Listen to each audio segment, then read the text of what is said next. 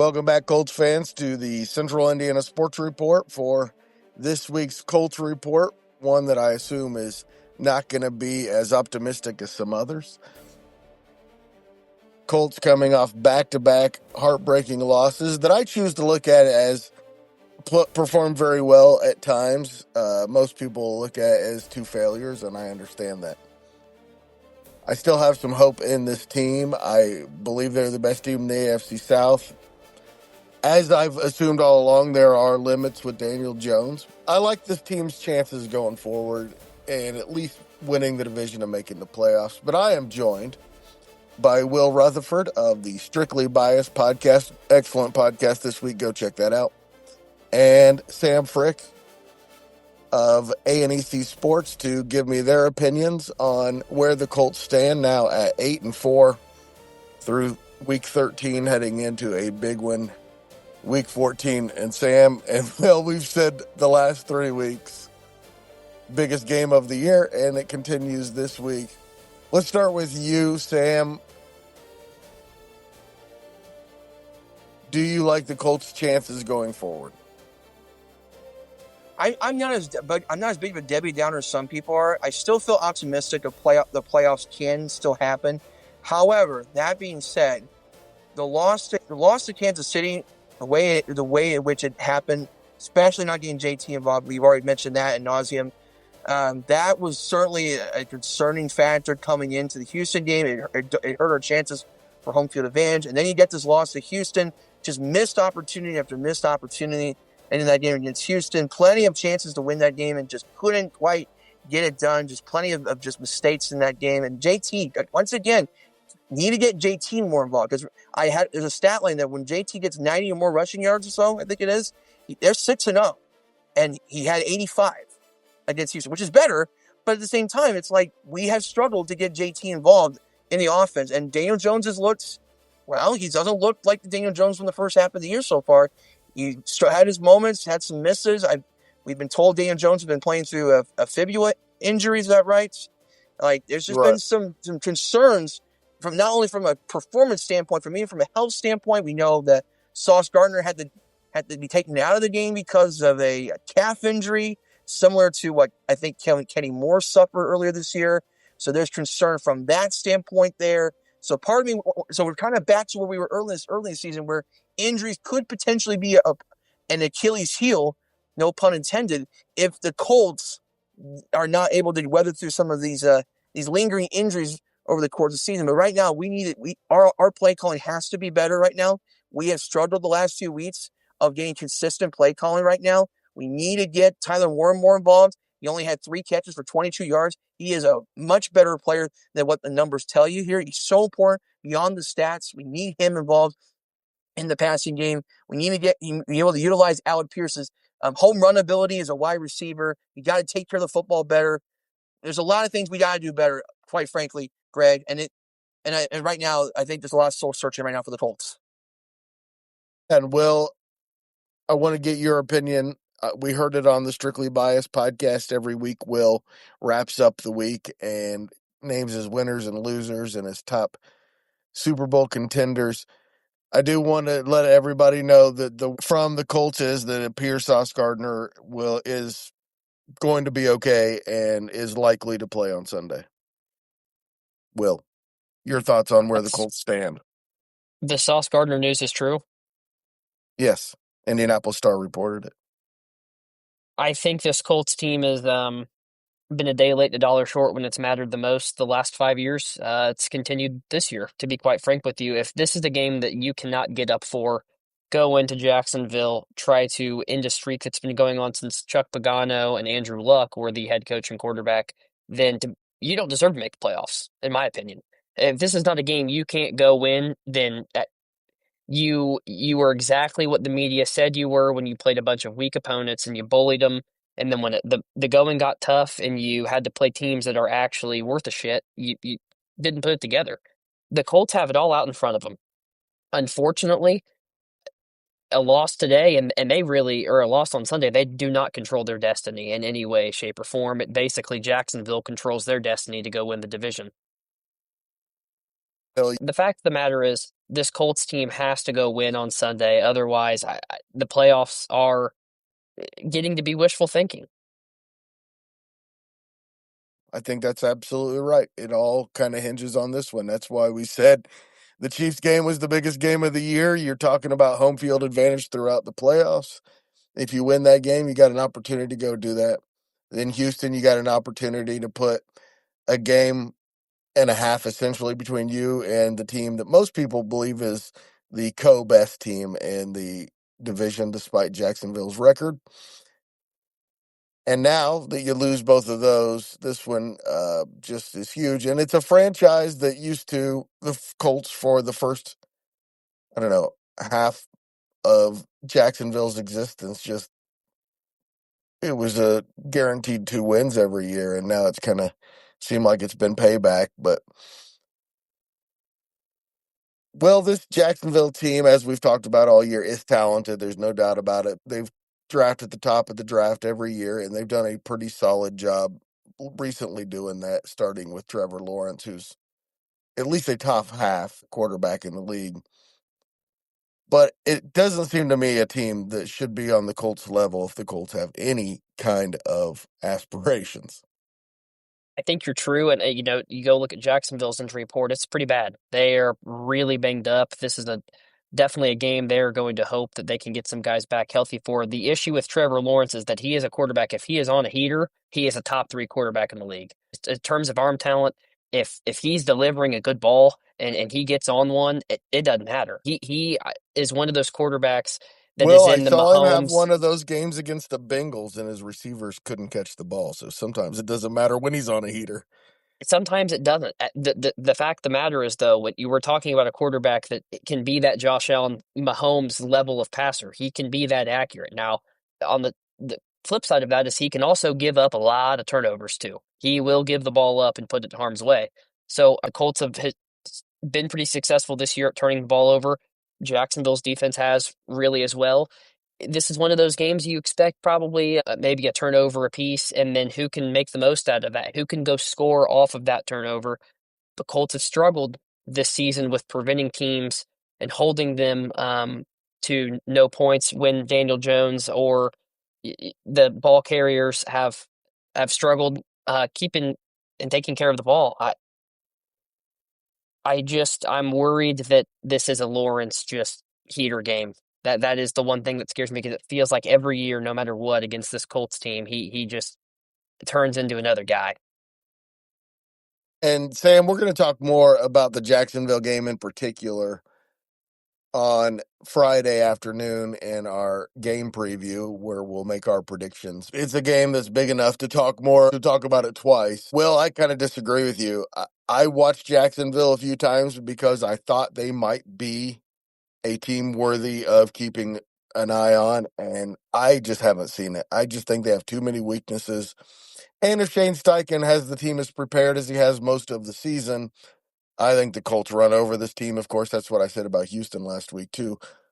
We saw the reason I thought that for much of the game, but also we saw the reasons that Will has been concerned, and that's why they lost the game.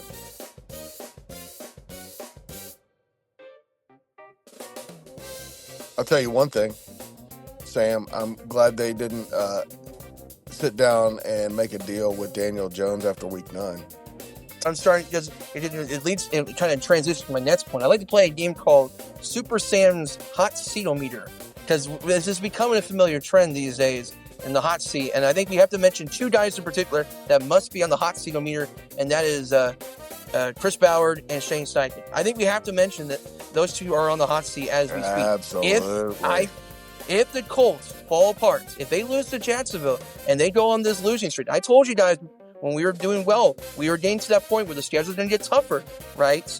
And so we have to be able to take care of business against teams that we need to beat, right? If we fall apart and we miss the playoffs entirely, first off, Chris Ballard's out of the door or as we speak. And Shane Steichen, you're sweating. So this is to me the biggest game in Jacksonville, going to Jacksonville in Indianapolis Colts history. If they can't somehow figure out how to beat Jacksonville on the road, say good morning, good afternoon, good night to your playoffs. Because I don't know how you get out of this losing streak after that. how high is the hot seat meter on Daniel Jones? If they fail, they could go in a different direction. Just because they don't have a first round draft pick doesn't mean they can't go in a different direction. I think it's warm right now for Daniel Jones. I don't think it's hot yet because I don't think because he had such a great start. I'm gonna give him another chance this week, but if he has another game where he just looks pedestrian or at best, then it starts to heat up, and maybe you start thinking about. I hate to use the name Anthony Richardson here. May have to mention Anthony Richardson. Yeah. He's only 22, how guys. interesting would that be?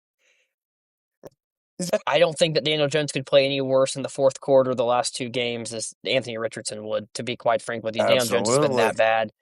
I think, a little more bullish on the hot seat with Daniel Jones than Samus because I think his ass is hot, because he's going to play four more really good defenses after this game. After this game in Jacksonville, well, three more. I wouldn't. They're going to have to play the 49ers, good defense. They're going to have to play the Seahawks, great defense, and then Houston, which is the creme de la creme of NFL defense. I think there's a chance Daniel Jones is not the starting quarterback for the Indianapolis Colts going into next year. I just think that he's going to revert back to Daniel Jones. I just hope he doesn't get Duval'd this week. I just hope it does not happen. There's just a curse on Colts quarterbacks in that stadium, and I don't know what it is. It does not matter who. The Colts have trotted out 10 different starting quarterbacks since Luck, and nobody's been able to figure out what's going on. And this is a team that has been largely irrelevant outside of a couple seasons since 2014. So Yeah. if Daniel Jones goes down there and shits the bed bad this week, I think that the conversation of a contract extension gets pushed away. Maybe a franchise tag. I could see them doing that. It's going to pay him more than he's worth. But if you don't feel like you have a better option, then maybe you have to do that. Better option is losing than overpaying Daniel Jones and being patient. I'm curious as to your thoughts on how the Sauce Gardner trade looks up to this point. We'll see Sunday. If it performs well on Sunday, when it's completely healthy, if it's completely healthy, then it's an experiment worth it. If they had a defensive backfield that can be a shutdown defensive backfield, it could be a difference in them advancing in the playoffs. So I think it's probably worth the shot. I also think Chris Ballard's had a second-round draft pick quarterback in mind, and so he didn't mind trading his first. But if this falls apart, Daniel Jones could be out the door as well. If there's a new general manager and head coach, Daniel Jones isn't everyone's taste, as you can tell from this podcast. A lot of things could change if that happens too, because by that point, the way we look at the Colts going into next year could be entirely different. You know, we have some veterans on this Colts team that they're going to want they're starving for some success right now with the Indianapolis Colts. So if things don't work out and they have to go a new coach, new GM, and they have to go entirely new direction, you know what's that message going to be sent to the veterans that have been there for a long time with the Colts? So there's a lot of questions that need to be answered, not just with this game, but in the coming weeks to follow. Because even going back to the Atlanta game, didn't look that great against Atlanta and nearly lost that game. Had an upper for Jonathan Taylor, so they have not looked great as of late, as the last month or so. There's a lot of answers that they need to find right now as we speak. And the Sauce Gardner trade, the jury's still out on that. We think he's got a lot of potential. He shows flashes of it, but he's nowhere near consistent enough to live up to that trade so far. And we've got to see the better version of him, just like we need to see the better version of the entire Colts team as a whole, beyond just Daniel Jones. I think that my evaluation, you guys could tell me I'm wrong. I watched that Broncos-Commanders game, and I watch Pat Surtain the second, and I say that's a shutdown corner. Every time they looked his direction, he's just all over he's blanketed the receiver. And it's like, I have not seen, and I get that Sauce is adapting to a new scheme with a new coach and a new system. I'm aware of that, but I have not seen that level of shutdown from him. With all respect to Mooney Ward, he's been awfully gettable the last 3 weeks as well. There's something not right with him, I don't think, because he's looked rather pedestrian. Up to the trade, Sauce Gardner had every metric the best in the NFL, cover, distance, all of that stuff.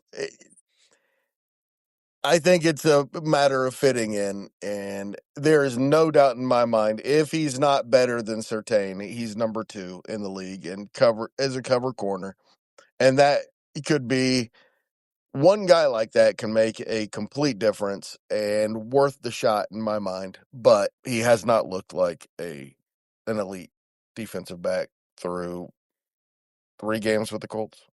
This Colts pass defense, for all the flowers we've given, is the 30th ranked pass defense in the league at this point. Now, part of that is because they were up so big late That's in right. games That's that most of it. they got torched a lot because it's like, okay, we're just going to sit back and cover 2. You can have whatever. You can have anything in the short to intermediate range. We just don't want to get beat over the top. So I'm aware that the statistics are a bit misleading. I think the linebackers have a lot to play in terms of that pass defense as well. This Colts team, it's Yes. just like every weakness that this team had kind of got hidden and masked those first 8 weeks, and it's like everything has just kind of reared its ugly head.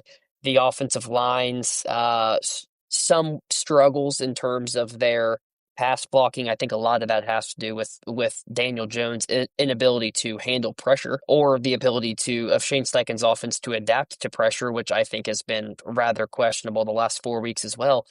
There's just so many questions with this team I have that it's like we have just seen the complete 180 flip of how this team has looked.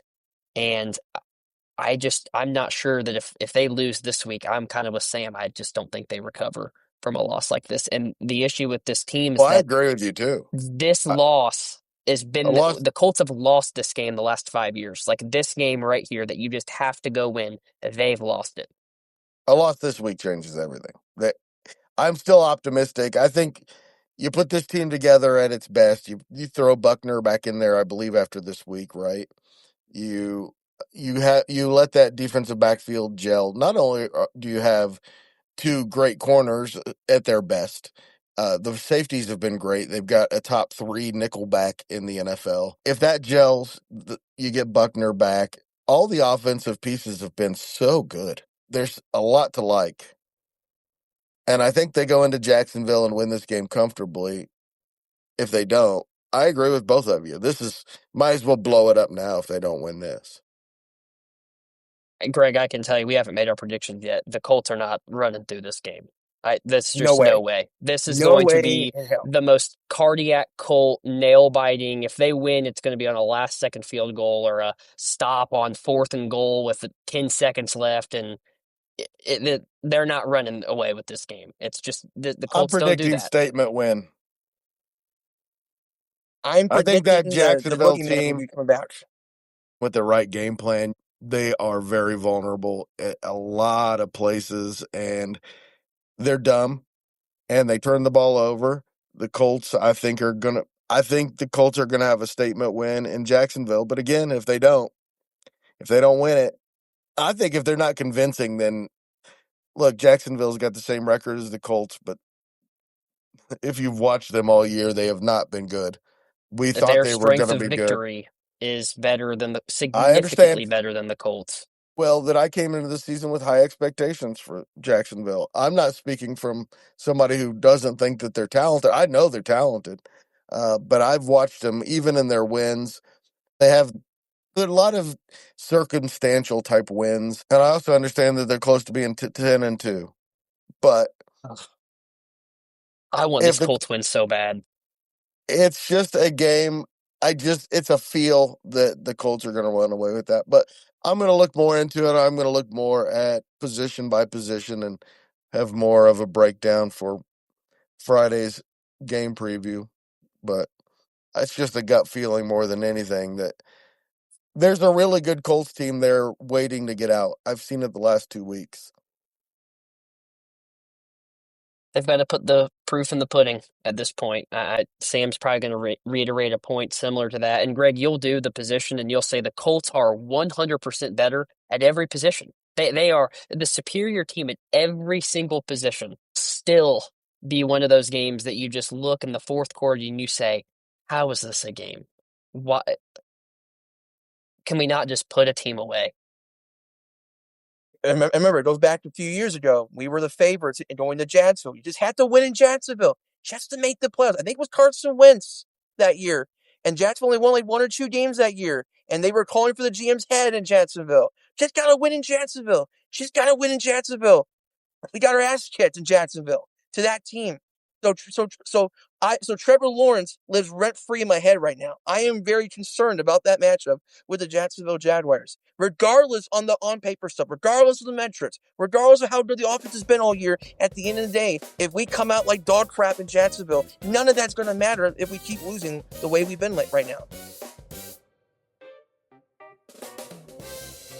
Last thing, guys.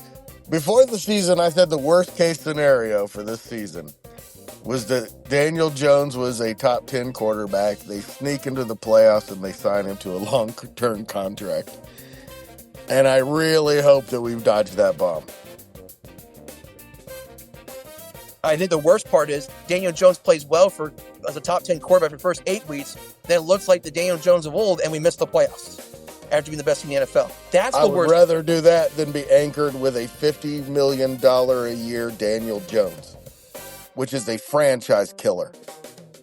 I don't find a way the Colts give him that contract. I feel like the Colts would let him walk before he's just not worth 40 million or 50 million. I think that you've seen some of these teams that have signed these quarterbacks to long-term extensions, and it's really not paid off. Like at this point, you've seen kind of the negative of doing that. And I will be very unhappy if the Colts pay him 50 million, because it means that you're taking away an Alec Pierce, a Josh Downs, a skill player that elevates Daniel Jones's game.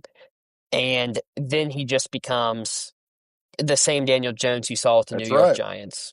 That's right. And by the way, how good were those two guys on Sunday? Pierce and Downs. I don't know if it's going to be the Colts, but he's going to get paid somewhere, and he deserves to, because he is damn just good. Absolutely. I don't know if I've seen an evolution of a NFL receiver recently quite like Alec Pierce, to where every single year he has just added more and more to his game. He has become a full route tree level wide receiver, just so good at the point of the catch. He wins every 50-50 ball. That's what it is. He is so talented. I love watching him play. And I was somebody that kind of thought he was a goof and it just wasn't going to work out for him. And I've been proven mightily wrong by that. Downs, too. Man, he made some great plays. He is a reliable receiver. Michael Pittman didn't have many stats, but he is so reliable. Another guy who goes and gets the ball.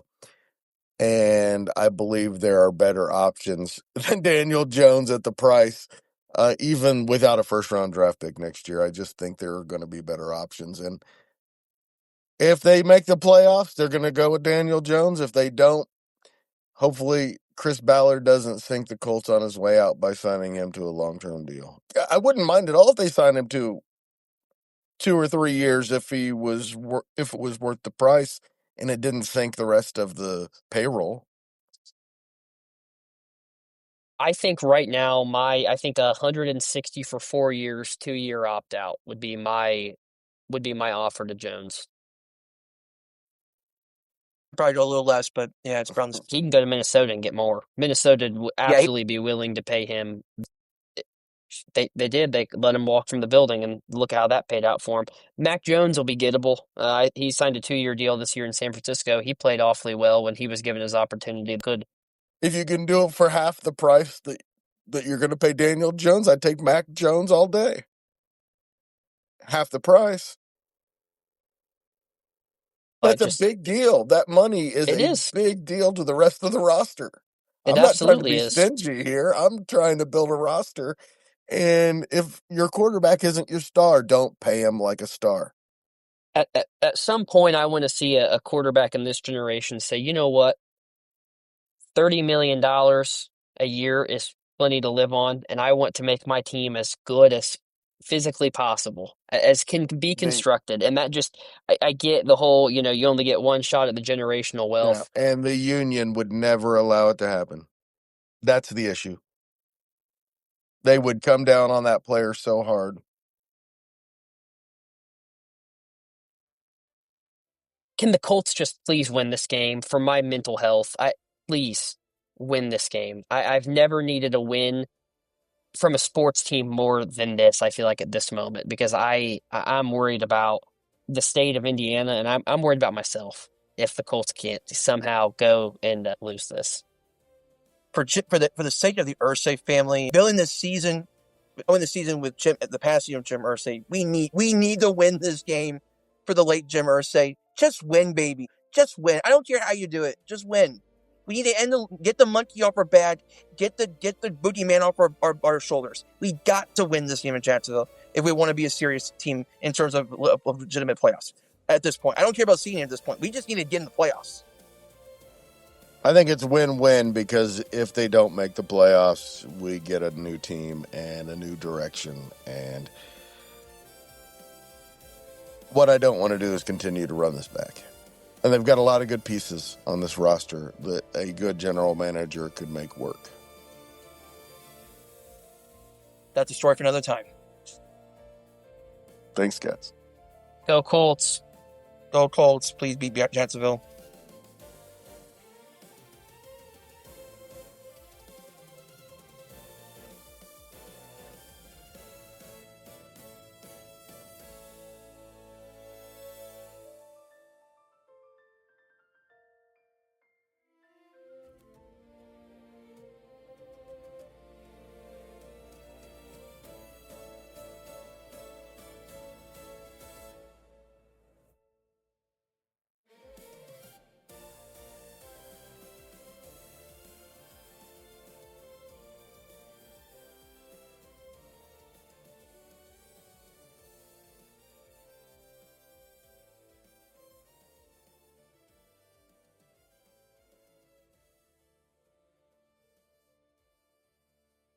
The Central Indiana Sports Report is a product of ITG Media, and I love Susie.